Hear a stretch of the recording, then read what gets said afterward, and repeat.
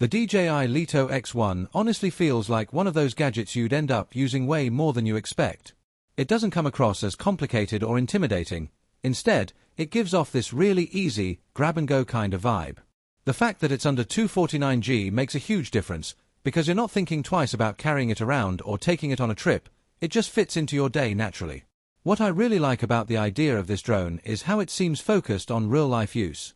You don't need to be an expert or spend hours figuring things out. It feels like something you can just switch on and start capturing beautiful shots almost instantly. Little details, like having built-in storage, make it even more convenient because you're not dealing with extra stuff or worrying about forgetting something important. At the same time, it doesn't feel like you're compromising on quality. It still gives the impression of being smooth, stable, and reliable, the kind of drone that just works when you need it to. Whether you're traveling, recording small moments, or just flying it for fun, it feels like it would handle everything without stress. It's not trying too hard to be overly advanced or flashy, and that's actually what makes it better. It feels balanced, simple, and genuinely enjoyable to use.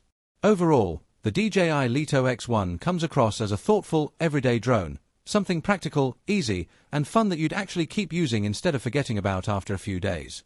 White heavy checkmark, worth it or not? White right pointing backhand index, yes, it feels worth it, especially if you want something simple, lightweight, and easy to enjoy. White right pointing backhand index, still better to wait a bit until it officially launches, just to be 100% sure.